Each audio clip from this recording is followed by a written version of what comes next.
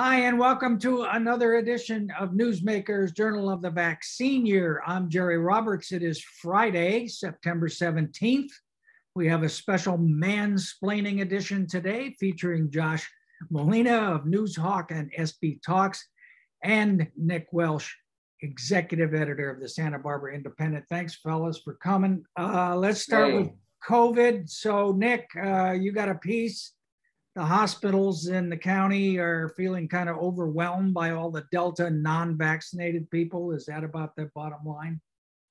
Overwhelmed may not be the right word. They're obviously very concerned, but, we've been hearing numbers a lot and statistics, and you get kind of in the brain fog because of it. This week, we got a very clear one. In the month of August, 112 people were hospitalized in the county of Santa Barbara for COVID, not for other things, but for COVID. Of them, 95 were not vaccinated. And so, however you want to do the math, it seems pretty clear that, what's the number out that was thrown out by the CDC this week? If you're not vaccinated, you have an 11 times greater chance of dying from COVID. If you want to go do Jimmy the Greek and Las Vegas odds, the vaccination route seems to be, hands down, very clearly the way to go. Yeah, nationally, they could start a Hall of Fame of former radio broadcasters, right-wing guys who were railing against COVID, against the vaccination, who have since died. Josh, is there any more word? Is there anything happening at City Hall about a mandate or not? Jerry, they're not even meeting in the council chamber. I don't hear any talk at all about a mandate for a vaccination. It seems to be on cruise control. I mean, there's Paul Casey's gone. We've got Rebecca Bjork as the interim. Renee Irely is the interim assistant. There's a lot of change and transition. There's 3 elected officials who are running for re-election. So it's kind of a little bit in disarray at City Hall. There isn't a whole lot of leadership going on right now. Yeah, right. Let me just jump in. First of all, Rebecca Bjork is a #1 ass kicker, even if she's only interim. I don't know if you've met Renee Irely, but she is not anyone to trifle with. She's pretty badass in her own right. But there is not much discussion. I talked with Cathy Murillo, the mayor, and the running for re-election. She said they are in discussion with the union. In discussion with the union. Cathy Murillo could title her memoir that, In Discussion with the Union. My life in local politics. I hate Cathy Murillo. Bob used a wiffle ball. Holy cow, in discussion with the union. All right. There's leadership for you. Oh, all right. I don't get Terry, you owe me. Don't even get me started. All right. And then to the surprise of no one, the recall of Gavin Newsom failed miserably 2-1 this week, despite Josh, Mike Stoker organizing the biggest political rally in history at the courthouse. Is that true? Well, I don't know. I don't know what happened before my time reporting at City Hall, but I've seen much bigger in the last year. So I don't know. It was a good crowd at the courthouse. It was large. For Larry Elder. Yeah, it was a little bit different. We mostly see those kinds of rallies having to do with people on the left. Progressives organize really well. Conservatives don't really organize very well in this town. So yeah, it was a good showing, but it was not by any means holy cow. It was a lot of green space, a lot of grass, a lot of wide open, but it doesn't matter. I mean, it's not even an issue. Nobody's saying like, hey, nobody turned up to the Elder rally. It's only an issue because of the total hyperbole and exaggeration that I know less a figure than Mike Stoker. But Nick, you have a piece this week in it which suggests that there might be some quiet money behind the rally and the organization, or maybe not so quiet. Some guy that I confess I've never heard of, a big developer who lives around here. Who's that? Yeah, I mean, it was sort of surprising to see Larry Elder show up in Santa Barbara right before the election. You think he'd be going for bigger marketplaces, but in Santa Barbara, we have a LA developer named Jeffrey Harrison Palmer, who's about 70, 71 years old, and he lives down there. He's part of the sort of polo set between Summerlin and Carpinteria. And he gave 1.2 million, at least that's what we know about, to Larry Elder, and he gave a few $100,000 to the recall effort. He, over the years, gave in excess of $10 million to Donald Trump, various campaigns. He was very tight with Trump. When Trump came to Malibu, I think it was, or Beverly Hills, it's hard to keep all of his homes straight. A number of years back, they had a big fundraiser at Jeff Palmer's house. I think $5 million is said to have been raised. He owns anywhere from 10,000 to 15,000 apartment units in LA. He has sued the city of LA recently for $100 million, claiming that the eviction protection money is illegal taking and he needs to be compensated. He was sued recently by some tenants. It's a class action lawsuit saying he basically strip mined his tenants' security deposits. And he took the city of LA to court over inclusionary housing requirements. It would require some small token percentage of the units built to be affordable. He took that to court and won, and really undermines the legal standing for inclusionary housing requirements statewide. So he fits right in with our billionaire class here in terms of. He kind of pals around with Pat Nesbitt, is what I am told. Yeah. All right. And so perhaps that was had something to do with the enthusiasm for Larry Elder and the fact that he was here at all. Speaking of plutocrats, Josh, Jim Cannell, who owns a bunch of property downtown, was sending out an email this week soliciting money, apparently for an independent expenditure committee in local politics in the mayor and city council races, and it had some poll findings, not the poll itself attached, which were kind of good news for Randy, huh, Rowse? Yeah, so there's this poll. Randy's ahead, which nobody's seen, we should say, right? Yeah. I mean, at least the three of us. I don't. Have you seen it, Nick? The actual poll? Yeah. Okay. The summary suggests that Randy's way ahead of Cathy Murillo, the current mayor, and then there's a gap between those two. At least from this poll, it looks like a two-person race.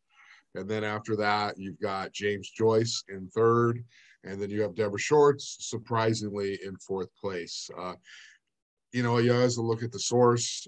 If it's sort of a conservative person pushing the poll, you can sort of expect, I guess, if it goes public, that it's something I think it that just reflects their perspective. So I don't know what the margin of error is, but I think that what the poll is going to be used for now is to suggest, hey, Deborah Schwartz, sorry, Deborah, this is not how I feel, but this is what people are saying. Deborah Schwartz can't win. You need to put your money behind Randy because he's got the best chance of winning here. And James is sort of just floating, right? He may benefit from a local media endorsement. I don't think it'll be enough to put him in this top, but he's sort of going to be a kind of a third place person. He pulls a little bit from everybody. He pulls a little bit from Cathy, pulls a little bit of that business vote, but not enough overall, simply because doesn't have enough money and he's still trying to figure out his message. Yeah. And so the email had attached a slide deck, a presentation about how people feel about the city as well as the campaigns. And obviously it showed homelessness numbers 1, 2, 3 on the list of things that people care about. Do you think that's an accurate reflection, Nick, of what voters are? I mean, it was huge. I mean, housing was in second, but it was like, far, far behind. I think when you talk to the candidates and you ask what people talk about when they knock on their door, homelessness is clearly a significant issue that people are thinking about. There's no doubt about it. People are upset.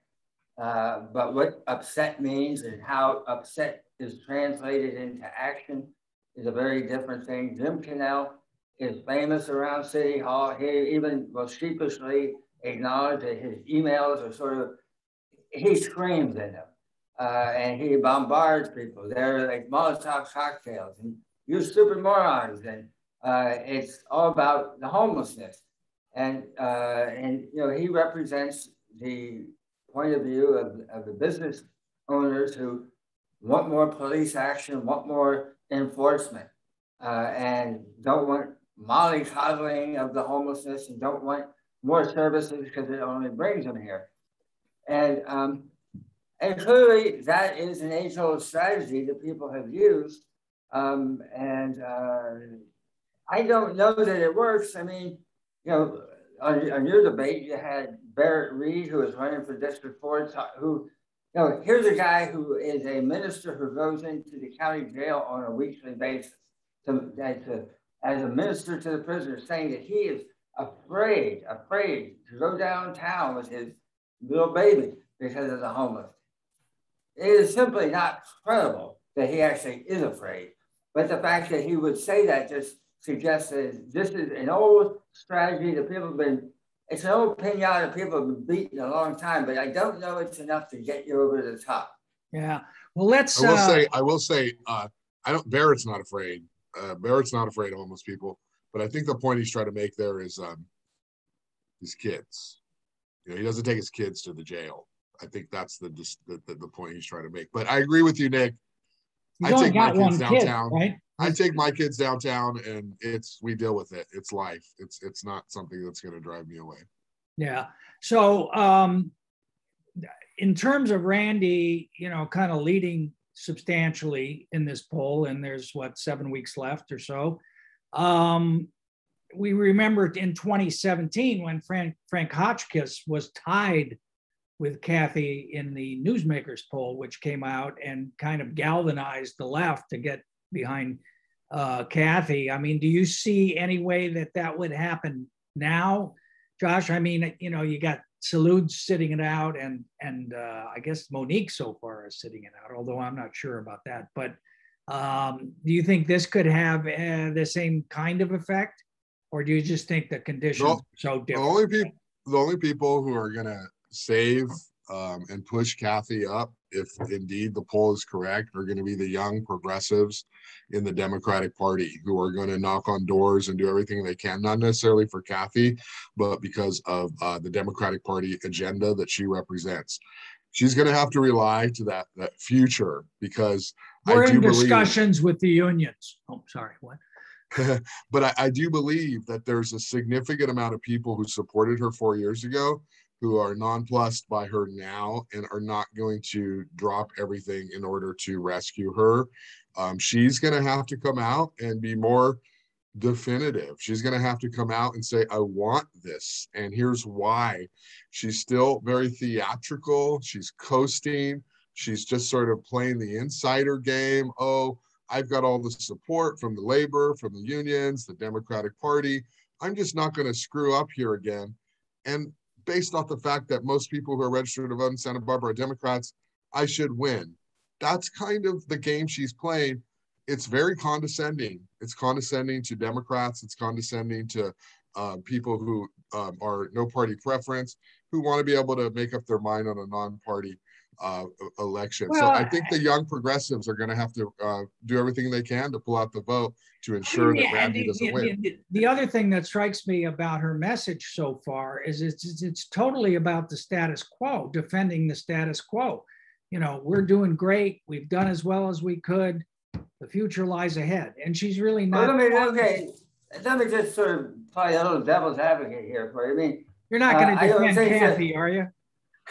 But no, That would be a switch. I think that Cathy has a established track record of going to bat for tenants' rights. Some would say that she's like overplayed her hand. Whether you agree with that or not, she has actually done that. She's been there in support of the natural gas ban on new units, which is a climate change issue. So there are certain things that the city council has done while she's been mayor that she will and can take some credit for. Certainly, I'm wondering what kind of a bump she might be getting from the recall campaign. To what extent did the recall numbers in Santa Barbara and statewide were they buttressed by younger, more progressive voters who otherwise may have said, this isn't a presidential race, I'm going to sit it out. To the extent that you got the younger voters saying that this is a Trump power grab, and if they're sort of in activation, Cathy might be in a position to tap into those, and her supporters might use this poll as a come to Jesus moment. We have to get serious. We really got to double down, and we saw what happened last time. Well, let's drill down a little bit on the Deborah Schwartz piece of this, Josh. So originally, am I correct that? Well, yeah, Cannell gave money to Deborah. I mean, all the downtown guys were pushing Deborah, and they were financing her campaign and stuff. So, I mean, are they cutting ties here? What's going on? Well, Nick and I talked about a little bit about this, so I know he's got a perspective, but I think initially everybody was behind Deborah Schwartz, and then Randy got in really late at the last minute. And so a lot of the people who thought Deborah would be their one and only candidate to challenge Cathy Murillo now see, whoa, Randy's in, super popular among sort of like longtime Santa Barbara residents and voters, kind of somebody who's part of the institution, and like it or not, those are the people who vote. So now they're like, well, let's get with Randy. We don't love him, but you've got Sheila Lodge supporting Randy. You've got a lot of people who are unhappy with Pete Giordano. Pete Giordano is all over his literature. And I think the thinking is, Deborah's, I don't know who's running Deborah's campaign. We watch these campaigns over and over. Deborah. But, she's doing like an odd social media Instagram game. That's not her vote. That's not her base. She's not going to get a single vote on Instagram by doing that, by saying, oh, I'm here in front of this business. She needs to be able to go out there and go to her strengths, which is she's super knowledgeable, and she's got to make a case for why she's different. She's got to meet people. It's one-on-one, face-to-face, work hard. That's what we're sort of seeing. That's how people get elected. So I think you're right there that, the sound that you're hearing is the bus that the business community and the property owners are about to throw Deborah under. And they see, Randy was a bartender, then he ran a restaurant, then he was, in the council. He knows how to hold court. He knows how to project. He's a totally likable human being. Whatever his politics are, he's a chameleon. Like a lot of people in politics, he's kind of a chameleon. And he's not a partisan. He's not a partisan. He's not a partisan. He's not partisan. He ran with a Republican majority when he first got on the board. Well, and also, I don't know if you got this, but I got a photograph of the anti-recall literature that was dropped that has a Randy Rowse brochure with it. So I'm not sure how that happened either, but I think I asked Randy about that. He said, I got nothing to do with it. I'm not supporting that. He disowns it. He said he was against the recall. What's that? He said he was against the recall. You know what? He didn't say that, and he didn't say where he was on the recall, but what he said, I had nothing to do with it. I don't think he was for the recall. Yeah. I think he knows that would be the kiss of death. All right, before we leave this secret shock poll, is it a surprise that it also showed Barrett Reed leading Kristen Sneddon in District 4, you think, Josh, or you think that's one of those, your conclusion for a price findings that they came up with? You know, I'm surprised Barrett is leading Kristen. I know Barrett's working hard. I know he's knocking on doors. I know he's raised a lot of money. He has tons of advertising. So it makes sense that his name is out there. But I forget the numbers, maybe Nick remembers, but he's ahead pretty well, pretty comfortably in this poll. And so I guess the question is, have people soured on Kristen? You know, I'll just say that when Kristen ran the first time, she was fascinating because she was this scientist, climate change, you know, this woman, feminist running. And she was an independent, right? She was like this person, like, where'd you come from?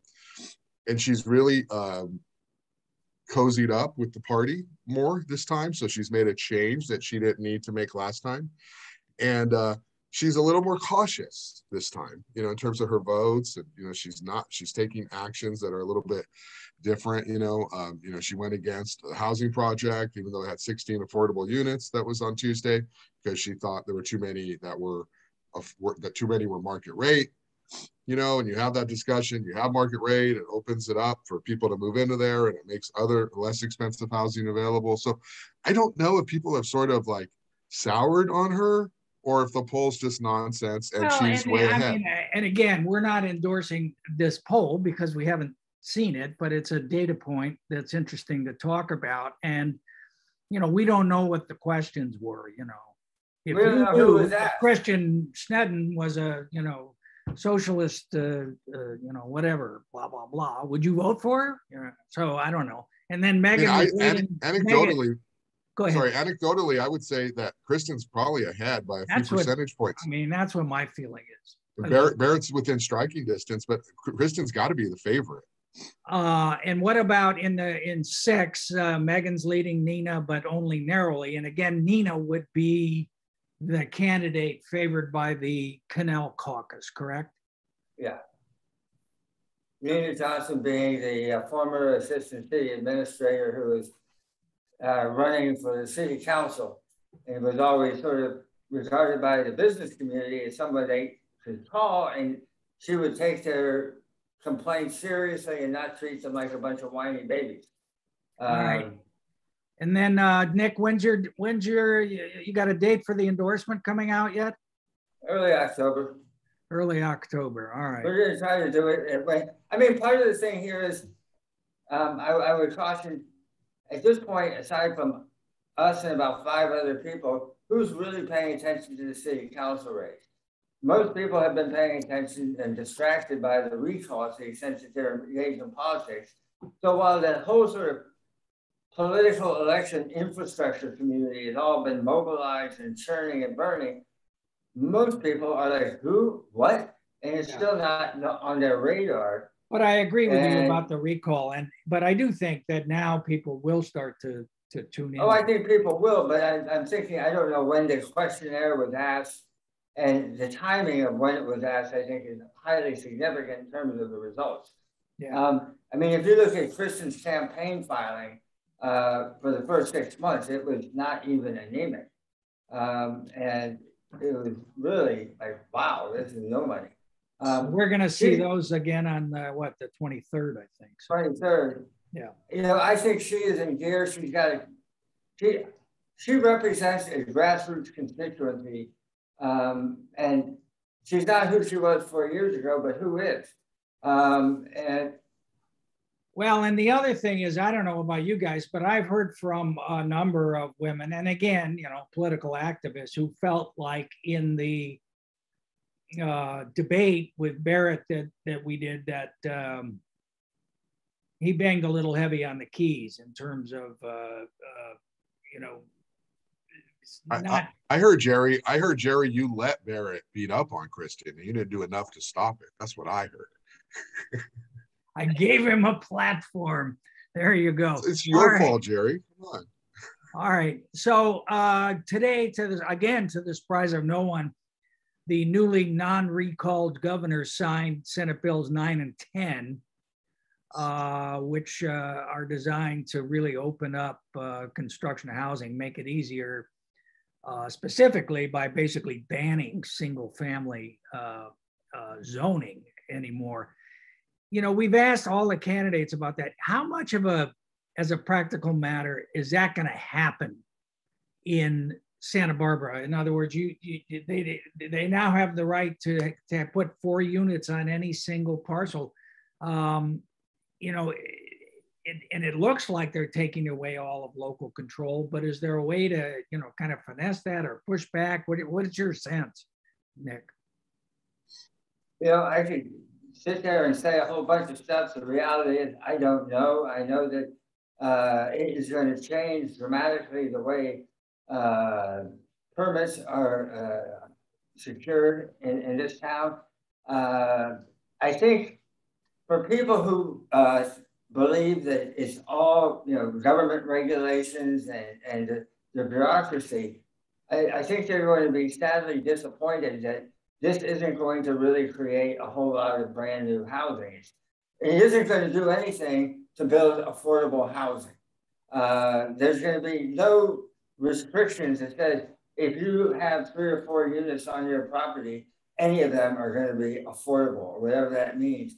And we're going to have the same mythical belief in the invisible hand and supply and demand. And really, what we, you know, if you build expensive housing, it's going to charge, you have to charge a lot for it. So I think the model that we're going to see a real result from is you're going to see more deals with the housing authority going into partnership with private developers to build, like over at the parking lot at Castillo and Carrillo Street this Tuesday. There's a plan that's coming before the city council for 60 units. And this is all affordable. We're not trying to get 15% or 10% or maybe 20%. This is all of it's going to be affordable. And that's, I think, what we're going to discover. If you want to build affordable housing, you have to do programs like that. This idea that if you're going to go 2 to 3 or 4 on a lot, it's nice politics, it's great soundbite politics, but I don't think it's going to really solve the problem. Yeah, Nick or Josh, you mentioned that 711 Milpas project with Ed St. George. And so how many units ended up being affordable out of how many? I think it's 84 units or 82 units, and 16 are below market. I think they're moderate, which means they're actually like a little more expensive than the lowest tier. And I don't know the exact percentage, but 16 of them will be below market slightly for what the area median income is, which is between $80,000 and $120,000. So that's going to change Milpa Street. It's a big project. Much of the debate on Tuesday was about how big this gym should be. he quadrupled the size of the gym. And he had more conference got them big guns. That's why. And they made a point, the council, to make sure that only residents could work out at the gym. So I don't know if Ed's going to be an honorable resident or not, but they got rid of some of the commercial. It got a little bit taller. It's one of those things that there's going to be a lot more housing on Milpa Street and Santa Barbara. It's going to be a big, though. I mean, it's definitely going to change, the skyline on Milpa Street. And what was it? Who voted against it? Kristen. Christian. Kristen. And why? Yeah, Oscar Gutierrez wasn't there. Sorry, go ahead, Nick. Why did Kristen vote against it? She's opposed it consistently on every time it's come up because she said 16 units isn't enough. It's not enough. Okay, all right. It's not enough. It's way too big for the neighborhood, and for what you get out of it, it's not nearly enough. Plus, she's skeptical, as to how enforceable it's going to ultimately be. And is that something Barrett can hit her over the head with? I'm sure he will. I mean, at the end of the day, she voted against affordable housing. So yeah, if somebody wanted to, they could. Yeah. Okay. All right, Josh, who you got on a podcast this week? Well, I have Paul Lopez, who I did a really cool interview with. She's former KYT anchor, LA KCAL 9 anchor. And she's like really super, one of Santa Barbara's original television stars. And we talked about a variety of issues. I love talking to journalists. She had a very public falling out. She had a DUI. It was high profile. She's dealt with recovery, and now she's an advocate for it. So she talks about her experience in terms of trying to help other people. And she's doing all kinds of stuff with various groups around town. And she's definitely trying to mentor people. She's got her own video projects, but it's a good one. Check it out. All right. And what's the, how do people find it again? SantaBarbaraTalks.com or Santa Barbara Talks on YouTube. All right. And I guess, Nick, you are now deep diving into the world of endorsements. Is that what's occupying your time? Yeah. Kind